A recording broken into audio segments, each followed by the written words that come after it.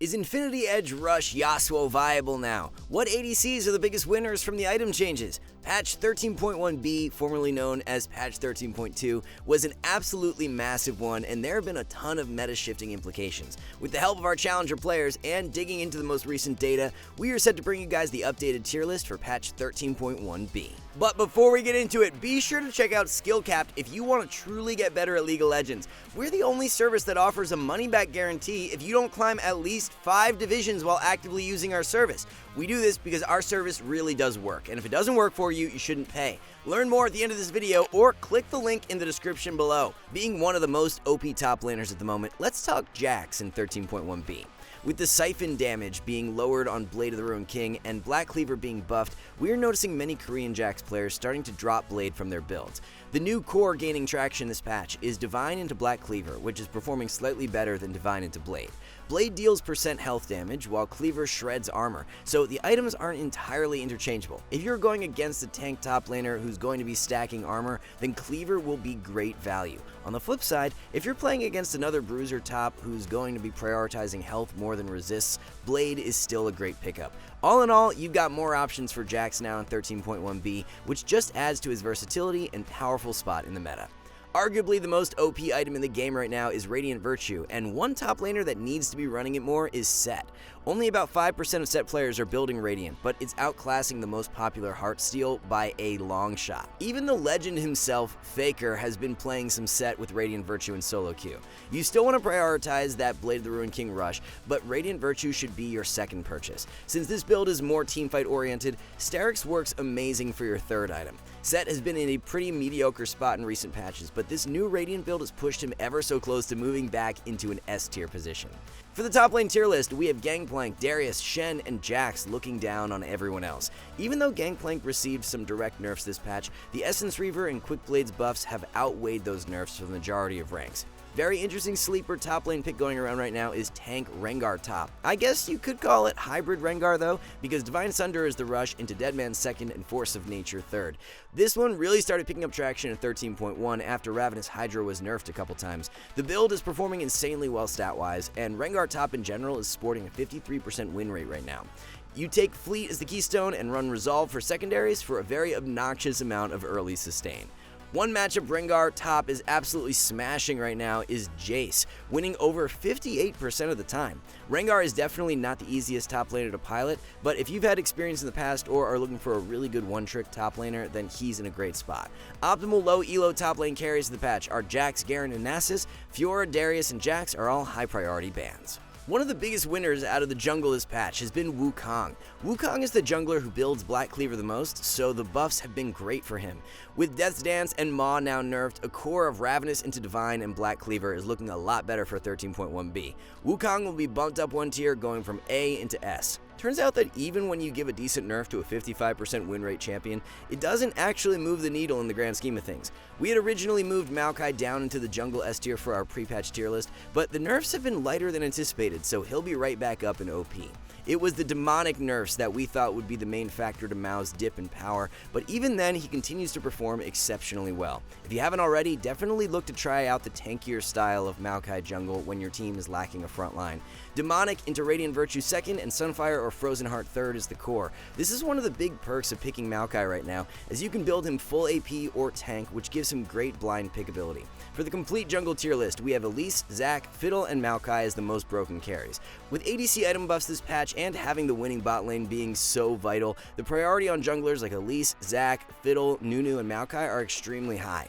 Playing these junglers that are potent in skirmishes and can gank extremely well is key for maximum success in 13.1b. Maokai in specific, having that point-and-click route is so foolproof, and with Flash available can lock down guaranteed kills when ganking early on. As expected and noted in our pre-patch tier list, Kindred has seen a dip in power as a result of the changes. With the ADC item buffs, Riot intended for the Kindred nerfs to end up power neutral, but there's no hiding the fact Kindred is just flat out weaker for at least the first 20 minutes of the game.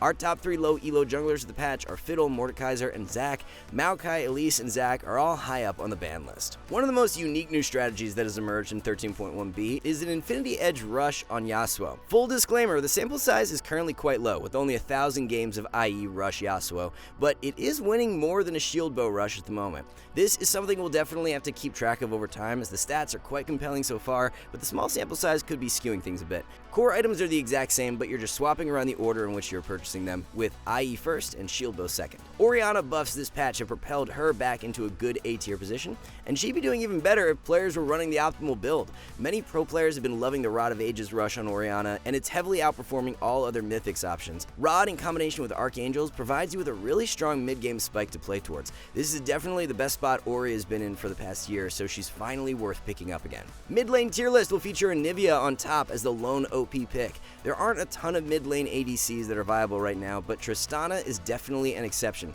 The Infinity Edge buffs provide Trist with a really deadly 2-item spike. Tristana mid has insane snowball capabilities, so hitting a 2-item core very early on is not all that difficult. With Demonic Embrace buff for ranged champions, it has provided Malzahar with a nice bump in power. The top 3 low elo carries for mid lane are Swain, Malzahar, and Heimerdinger. Kassadin, Anivia, and Vex are a few of the best mid lane bans. One ADC many pro players have been taking advantage of this patch in solo queue is Samira. We noted in our pre-patch tier list, a core of Shield Bow into Infinity Edge and Bloodthirster could be really strong, and it's looking like that's the case. Draven is another ADC we are really high on for 13.1b, and there is a no mythic 2-item core being played by Korean pros in solo queue. With the Essence Reaver buffs, it's an even better rush item for Draven, and you go into Infinity Edge second. So much raw burst power and upfront damage from this build, which allows Draven to obliterate squishies. Both Draven and Samira are in the OP tier for ADC this patch, as they have been massive winners from the item changes. The one other ADC joining Draven and Samira in the OP tier is Xayah. Lucian will be moving down into B tier for mid-patch, as so much of his recent power was off the back of Nami being such a strong duo partner. Even with the Essence Reaver and Quick Blades buffs, Lucian has been performing weaker overall. Misfortune is one ADC moving up and taking Lucian's spot in the A tier. MF benefits from the Infinity Edge and Bloodthirster buffs, which are providing her with a nice spike in strength. On-hit ADCs are the ones most negatively impacted by the patch, as they don't benefit at all from the item changes. Varus will be dropping from S into A tier, while Vayne and Kalista are both in rather underwhelming spots. We'll have a lot more info on ADC builds in one of our next videos, so be on the lookout for that. Top 3 low elo bot lane carries are Tristana, Misfortune, and Jhin. Draven, Xayah, and Samira are who we have highest on the ban list. If you've been following the pro scene as of recent, you'd have definitely noticed the rise in ADCs being played in the support role. We've seen Ashe for a while now, and she's actually pretty good, but what about the newest ones picked being Caitlyn and Jhin? In short, Jhin and Kate are best left for the pros, and should be avoided for solo queue. There's some merit to Jhin having the pick power with W, but Caitlyn especially is such a risky champ if the circumstances are not optimal. Kate has no reliable CC, nothing to buff her carries with. The power of the pick lies entirely on its ability to provide pressure early in lane. Lose lane and you are literally the most useless support in the game, so unless you're doing up and are confident you can execute early game, there are way easier and more reliable supports to play. We can now officially say that Yuumi holds the lowest win rate for any traditional support champion. The nerfs have led to around a 3% win rate drop and have her hovering around the 43% mark. If you are serious about climbing from support, then there is no reason to be handicapping yourself by playing Yuumi, as she is a terrible C tier champ. For the support tier list, the most optimal champs of the patch are Mumu, Maokai, and Blitzcrank. A support many pro players are picking back up and winning a ton with is Rakan. Radiant Virtue Rakan is completely insane right now. A core or Radiant into Zeke's provides Rakan with incredible teamfight power and buffs his carries up extremely well. The best low elo supports of the patch are Brand, Heimerdinger, and Zyra. Highest priority bans include Mumu, Blitzcrank, and Maokai. Alright guys, before we wrap this up, let's tell you a little more about SkillCapped. So, we offer a 5-division rank-up guarantee, and think that's a pretty crazy thing to offer. It's like a gym membership guaranteeing you'll get ripped. Your local gym would go bust if they offered that, right? Not us. We've offered this for years because our service really does work. It works so well, in fact, that we're able to produce by far the largest catalog of premium league guides on the internet. We add over 20 videos a week, with over 1,600 guides curated into over 100 courses no one can compare. We've also sent Challenger players into Elo Hell 714 times and counting, where they commentate how to carry live. They also respond to all questions asked. Sign up today for as little as $6.99 a month if you are serious about improving. So there is your quick mid-patch tier list update for 13.1b. Thank you guys so much for watching, and we will see you in the next one.